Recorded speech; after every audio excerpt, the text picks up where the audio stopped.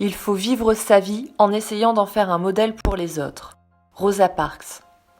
Ces mots trouvent un écho particulier en cette journée internationale des droits des femmes. Moment idéal pour mettre à l'honneur des femmes qui, chaque jour, dans leur vie professionnelle, associative ou personnelle, s'engagent au service de la communauté saint-quentinoise et contribuent, par leur talent, leurs compétences et leur personnalité, à ses progrès. Si les choses ne sont pas toujours faciles pour la jeunesse, Marie-Claire Cotret s'attache à les rendre possibles tant par son engagement professionnel que par son engagement associatif. Professeure en BTS support à l'action managériale du lycée Condorcet depuis 1995, Marie-Claire n'a qu'un objectif, mettre les jeunes sur la voie de la réussite, au point même de passer le TOEIC d'anglais avec ses élèves pour les encourager.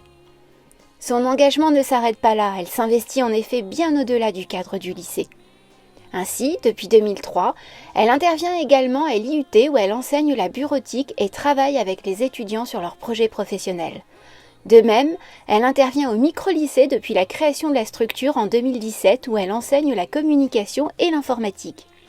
Enfin, animée par son inépuisable motivation au service de la jeunesse, Marie-Claire est bénévole dans le réseau des Ailes de l'Envol qui apporte un soutien aux jeunes de 16 à 25 ans dans leur recherche d'emploi ou d'orientation. Elle y occupe le poste de secrétaire et est marraine de 2 jeunes filles de la structure. Merci à Marie-Claire pour son engagement qui contribue de belle manière à donner aux jeunes Saint-Quentinois des clés pour leur avenir. Figure de la vie saint-quentinoise, Marianne Braconnier fait partie de ces personnes discrètes et pourtant très présentes dans l'animation de notre ville. Bénévole au sein de l'association Loisirs et Traditions de France, aux côtés du président Roland Lamy, Marianne Braconnier s'investit sans ménager son temps ni ses efforts pour le succès des animations et le plaisir du public. La maison de mamie, la taverne sous le kiosque et maintenant la taverne d'antan, avec leurs objets anciens et leurs personnages en habits d'autrefois, qui depuis 1995 émerveillent un nombre sans cesse grandissant de visiteurs sur le village de Noël, portent son empreinte. Et puis bien sûr, il y a le village des métiers d'antan, lieu un peu magique où le public se plaît à remonter le temps. Création de l'association Loisirs et Traditions de France et dans la réalisation duquel Marianne Braconnier s'est impliquée sans relâche en participant activement aux travaux. Si Marianne Braconnier est généreuse de son temps et de ses efforts, elle l'est aussi de son écoute et sa convivialité. Toujours prête à réconforter celles et ceux qui autour d'elle en ont besoin et l'est également à préparer une bonne table pour les membres de l'association. Merci à Marianne Braconnier d'être ainsi, depuis plus de 25 ans, une grande animatrice de notre ville. Pour Sophie Recu, solidarité et sens des responsabilités sont 2 caractères indissociables. C'est ce qui, en décembre 2009, a conduit cette conseillère en insertion à accepter la direction de l'association d'insertion du pays saint-quentinois, dont le but est de remettre en situation de travail des personnes éloignées de l'emploi. Jamais avare de son temps ni de ses efforts pour être utile, toujours à l'écoute des autres, Sophie Recu est de celles et ceux qui ne renoncent jamais dès lors qu'il s'agit de venir en aide à leurs concitoyens en difficulté. Aujourd'hui, grâce à IPSQ, 76 personnes ont trouvé un contrat à durée déterminée d'insertion et 13 un emploi permanent. Son altruisme et son sens des responsabilités, Sophie Recu les met également au service des habitants de sa commune, Guy, dont elle est maire depuis mars 2020. Merci à Sophie Recu de faire de Saint-Quentin et du Saint-Quentinois un territoire où la solidarité s'exprime au quotidien. Marie-Odile Lefebvre présidait le SIAD durant le premier confinement. Une période particulièrement difficile pour cette structure qui prend en charge des personnes en perte d'autonomie. Présente sur tous les fronts et bien épaulée par Séverine Saunier, directrice du SIAD, Marie-Odile n'a pas ménagé son temps pour mettre en place de nouveaux protocoles et retrouvant ses réflexes de cadre de soins pour nouer des contacts avec les professionnels de la santé. Par ailleurs, le SIAD a eu à faire face à une augmentation notable des demandes de distribution de repas liées à la crise sanitaire. Attentive aux bénéficiaires des services du SIAD, Marie-Odile l'a été tout autant envers les aides à domicile qui ont, plus encore qu'à l'ordinaire, fait preuve de beaucoup d'écoute et d'empathie. Merci à Marie-Odile Lefebvre pour son implication auprès des personnes fragiles de notre territoire. Avec la crise sanitaire, la vie associative traverse actuellement une période difficile. Cependant, le tissu associatif saint-quentinois conserve toute sa richesse avec ses bénévoles, toujours prêts à donner de leur temps, parfois beaucoup, pour l'animer et créer ainsi un important lien social. Manuela Gallop en fait partie.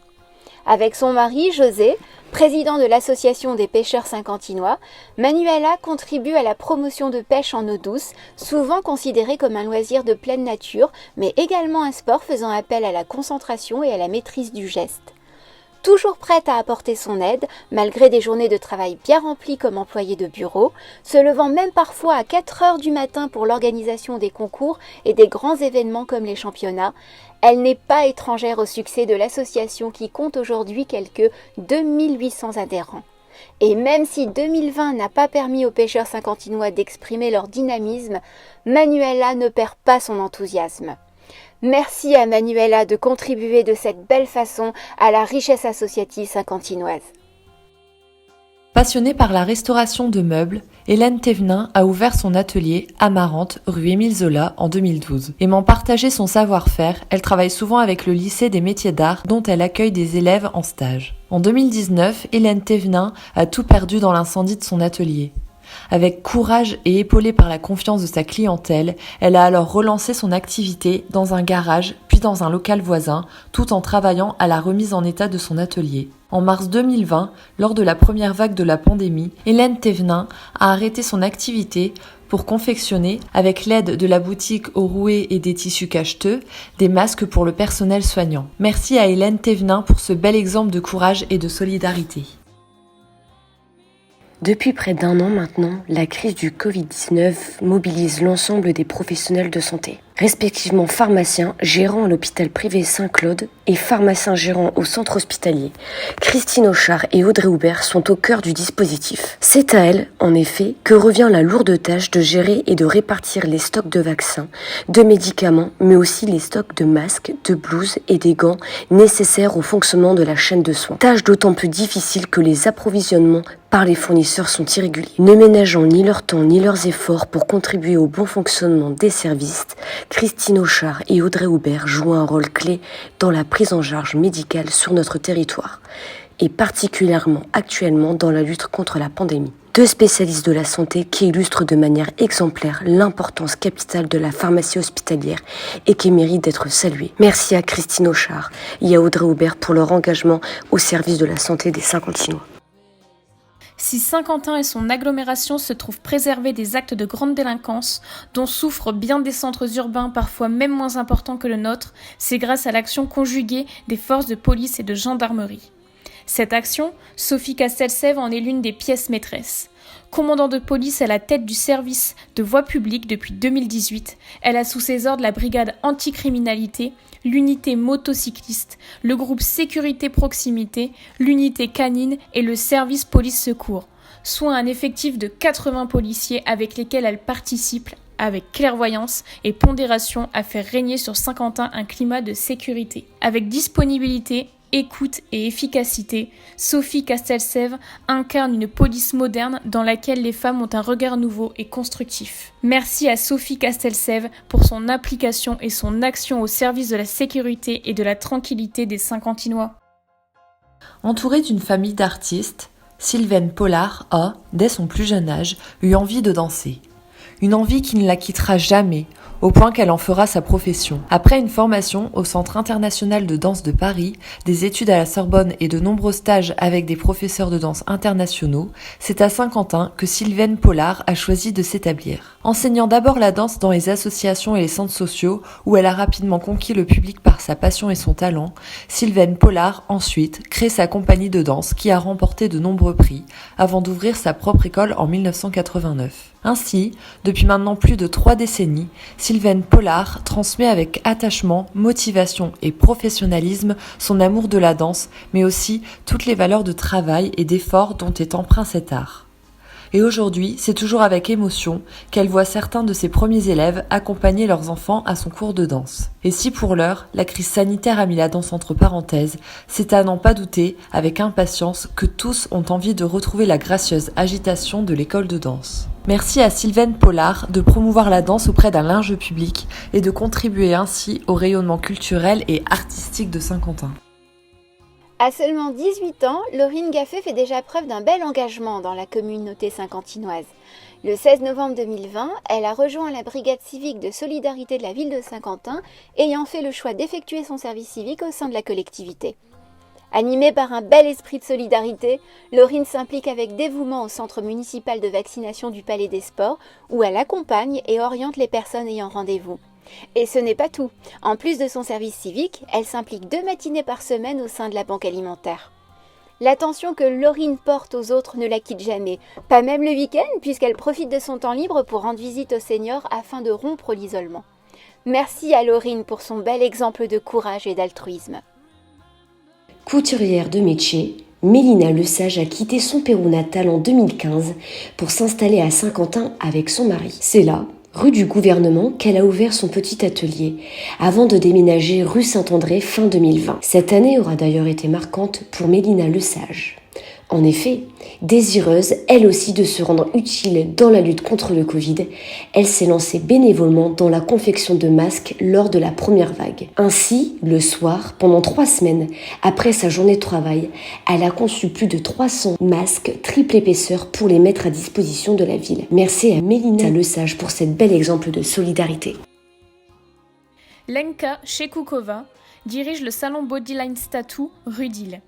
Habituée par sa profession aux règles d'hygiène strictes, elle avait à cœur d'apporter son soutien à la protection sanitaire alors que le manque de masques et de gel hydroalcoolique se faisait durement sentir au début de la pandémie. C'est ainsi que durant la première vague de Covid-19, elle a offert tout son stock de gants, soit près de 450 paires, mais aussi de gel, de désinfectants et de masques au centre hospitalier. Un don d'autant plus généreux qu'elle a ensuite dû acheter de quoi reconstituer son stock. Merci à Lenka Shekukova pour ce bel exemple de solidarité. L'idéal serait de pouvoir effacer toutes les détresses d'un coup de gomme, mais, aussi forte notre volonté soit-elle, nous ne pourrons jamais éviter toutes les douleurs de la vie. Toutefois, nous pouvons faire en sorte de les atténuer le plus possible. Tel est le combat de Brigitte Pellerin. Animée du désir de s'impliquer dans le monde associatif, et plus particulièrement en faveur des plus démunis, c'est tout naturellement qu'en 2008, Brigitte Pellerin a choisi d'être bénévole à la Croix-Rouge. Responsable de l'accueil, écoute, prêtant ainsi une oreille attentive aux personnes en détresse morale, elle s'implique néanmoins tout autant dans tous les domaines où elle peut rendre service. Ainsi, il n'est pas rare de la voir participer aux distributions alimentaires de l'association, parfois même jusqu'à Guise, intervenir comme secouriste ou dans le domaine de l'action sociale. Par ailleurs, durant le premier confinement dû au Covid-19, elle n'a pas hésité à donner de son temps pour apporter à domicile les courses des personnes âgées ou isolées. Si le territoire saint-quentinois est un territoire où la solidarité s'exprime au quotidien, c'est aussi parce que des personnes, telles que Brigitte Pellerin, ont choisi de s'y investir pour aider les plus vulnérables à y trouver leur place. Merci à Brigitte Pellerin pour son bel exemple d'altruisme.